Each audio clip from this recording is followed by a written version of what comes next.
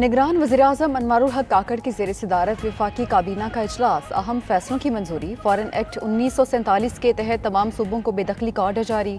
معمولی جرائم میں انڈر ٹرائل اور سزا یافتہ غیر ملکیوں کو بے دخل کیا جائے گا۔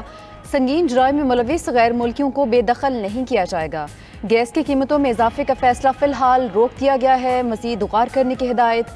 نگران کابینہ نے حج پالیسی 2024 کی منظوری دے دی۔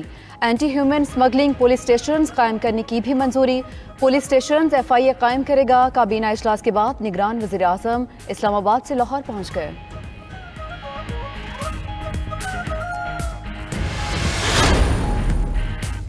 پنجاب اسمبلی میں غیر قانونی بھرتیوں کا کیس، چودھری پرویز الہی کے مزید جسمانی ریمانڈ کی استدعا مسترد۔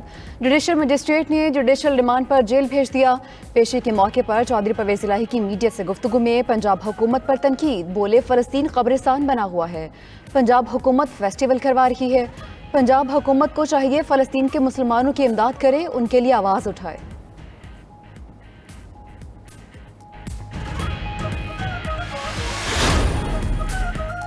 عام انتخابات مقررہ وقت پر اور شفاف اور منصفانہ ہوں گے، چیف الیکشن کمشنر سکندر سلطان راجہ نے واضح کر دیا۔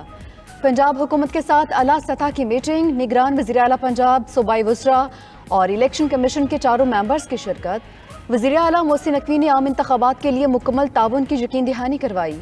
الیکشن کمیشن اور پنجاب حکومت کے درمیان فوکل پرسن تعینات ہوگا۔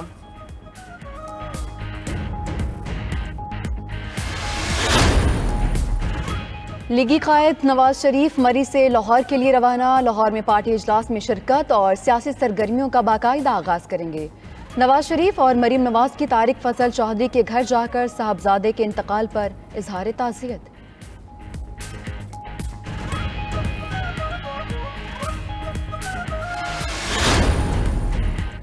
اسٹیٹ بینک آف پاکستان کا شرح سود 22% پر برقرار رکھنے کا اعلان۔ اسٹیٹ بینک آف پاکستان کے مطابق زرعی پالیسی میں اکتوبر میں مہنگائی میں کمی کا امکان ظاہر کیا گیا تھا۔ خریف کی فصلوں کے ابتدائی تخمینے حوصلہ افزا ہیں۔ جاری کھاتے کا خسارہ اگست اور ستمبر میں خاصا کم ہوا ہے۔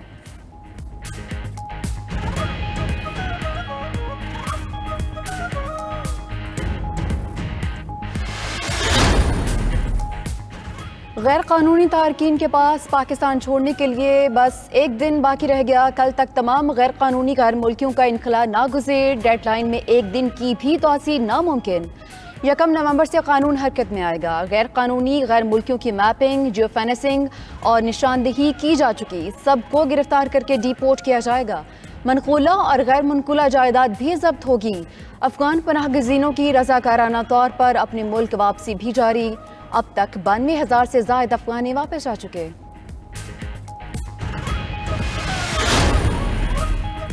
نگران پنجاب کابینہ نے آئندہ 4 ماہ کے لیے 2076 ارب روپے کا بجٹ منظور کر لیا۔ ترقیاتی منصوبوں کے لیے 351 ارب، ہیلتھ سیکٹر کے لیے 208 ارب روپے کی تجویز۔ 40 کروڑ روپے غیر قانونی مقیم غیر ملکیوں کو واپسی کے لیے مختص کیے۔ صوبائی وزیر اطلاعات عامر میر کی بریفنگ، سموگ سیدآباد کے لیے بھی فنڈز مختص۔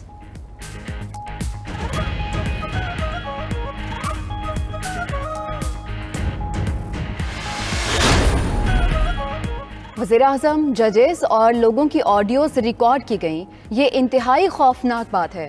اگر ہمارے فون کی ریکارڈنگ ہو رہی ہے تو ہمیں معلوم ہونا چاہیے کہ ایسا کون اور کیوں کر رہا ہے۔ جب تک یہ طریقہ کار کے تحت نہیں ہوگا تو یہ غیر قانونی ہوگا۔ آڈیو لیکس کیس میں اسلام آباد ہائی کورٹ کے جسٹس بابر ستار کے ریمارکس۔ اٹارنی جنرل کو 1 ماہ میں قانونی دائرہ کار سے متعلق جواب دینے کی ہدایت۔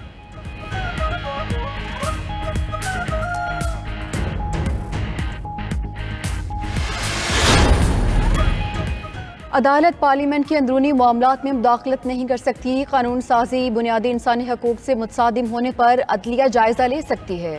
نیب ترامیم کیس میں درخواست گزار نہیں بتا سکتے نیب ترامیم سے بنیادی حقوق کیسے متاثر ہوئے۔ سپریم کورٹ کے جسٹس منصور علی شاہ کا اختلافی نوٹ۔ مزید کہا کہ عدالتوں کو پاپولر سیاسی بیانیے پر نہیں چلنا ہوتا، عوامی جذبات کے خلاف جا کر بھی عدالت کو آئین اور قانون کے مطابق فیصلے دینا ہوتے ہیں۔ احترام کے باہمی تعلق سے ہی اداروں میں توازن قائم رہ سکتا ہے۔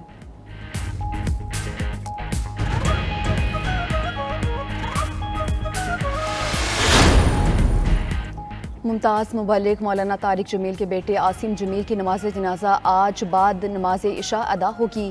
آبائی علاقے ترمبا آریوالا میں تعزیت کرنے والوں کا تان تھا۔ بھائی مولانا یوسف جمیل نے موت کو حادثاتی قرار دیتے ہوئے کہا، عاصم جمیل شدید ڈپریشن کا شکار تھے، گزشتہ روز گارڈ سے گن لے کر خود کو گولی مار لی۔ صدر مملکت، نگران وزیر اعظم، چیئرمین سینٹ، اسپیکر قومی اسمبلی اور گورنر سندھ کا اظہار تعزیت۔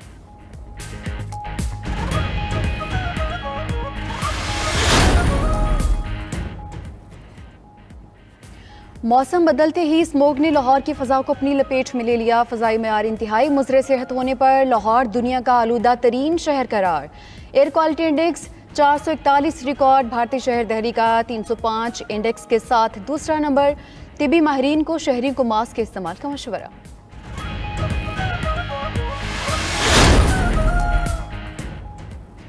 میگا ایونٹ میں افغانستان اور سری لنکا آمنے سامنے۔ افغان کپتان نے ٹاس جیت کر لنکن ٹائیگرز کو بیٹنگ کی دعوت دی۔